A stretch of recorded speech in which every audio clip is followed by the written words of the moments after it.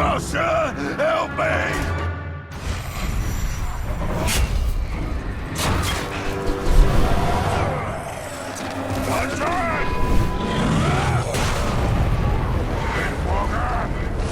You left me to burn! I'm gonna make you pay for that!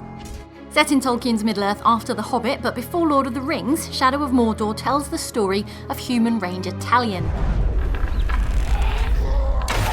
Talion is out for revenge after Sauron's forces kill his loved ones and leave him in a ghostly state of living death. He's not all bad though, on account of the supernatural powers that come with being undead.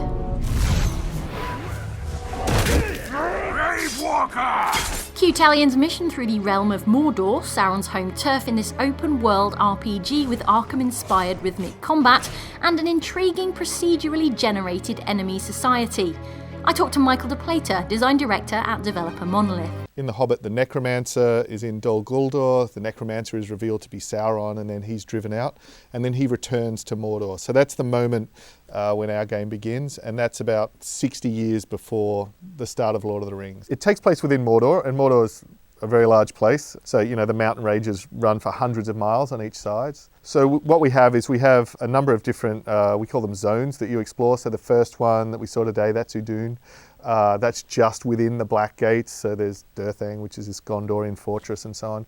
That's probably the most familiar Mordor looking place. And then as we go deeper, we get to explore a lot of different locations within Mordor. And each one of those is its own open world sandbox, the same as Udun. We want to have a lot of variety in our environments, at the same time as having them be authentic. So it lets us ask, you know, different questions like, how do these armies get fed? Or what are these different sort of environments like? So to actually flesh it out more and turn it into a real place, because obviously if it is just a monotonous blasted hellscape, it's not actually going to work as a real environment. Although Talion is a character devised by Monolith, there will be overlap between Shadow of Mordor and Tolkien's original stories. Yeah, Gollum we're going to see because he's so kind of integral to the particular story we're telling, because we're really sort of going into the origins of the Rings of Power and Sauron and the events between Hobbit, Lord of the Rings.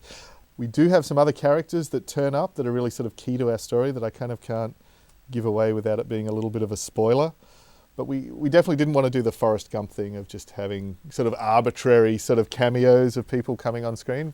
So all of the guys that do show up, or girls, I should say, you know, have a really important role to tell within the story that we're telling. Mordor, as you will remember from the films, is swarming with orcs. However, the game's procedural orc society, called the Nemesis system, means each orc is a unique and special snowflake. The system individually simulates orc characters and creates a dog-eat-dog hierarchy of orc enemies who will kill each other as well as you, leveling up and backstabbing their way to the top of the pile. The intention is just having an open world game, open world sandbox where like there's no meaningless, nameless grunts in the world. Every enemy has the opportunity to grow and actually become a recurring villain to you as the player. And you get to make your own personal archenemy, your own personal nemesis, your own personal stories with these guys.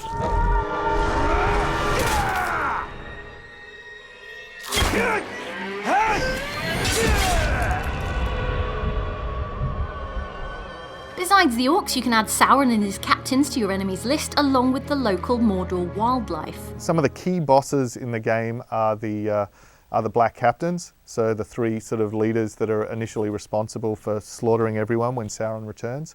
There's Sauron himself, of course, and then there's the ecology, you know, the creatures living in Mordor, much like the orcs themselves, are living in this sort of very brutal ecosystem where I guess evolution's on overdrive. So, you know, the other monsters and creatures you'll be facing as well. Humans and orcs are the races central to Shadow of Mordor, but don't panic, elf lovers, there will be elves, wizards, and a dwarf, but no hobbits.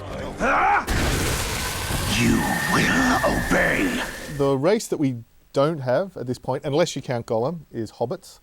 But all the other races definitely make an appearance. So there's the humans who've been trapped within Mordor, and of course Talion himself. The elves, wizards definitely have their role to play. There's a dwarf. Finally, with Shadow of Mordor and the last Hobbit film coming out this year, does Monolith's game take its cues from the movies or from the books? The thing with the films is that they just make the best possible movies that they can make while being very respectful to the books. And I think we've done the same thing. So in some ways, we've sort of drawn from both. So the fact that the Necromancer is Sauron and the exploration of that as a story is, I mean, it's explored in the appendices of Lord of the Rings, but it's fleshed out more in the films, in Peter Jackson's films. And that's certainly a sort of a key part of the story for us. And for example, in the films, they reveal that the Nazgul and their sort of fate in getting revealed, they compress the timeline, so that's connected more closely with Sauron. And again, we kind of go with the movies on that one. But then on other things, I think we dig more back into the lore and some of those references via the books as well. So it's a little bit of a blend.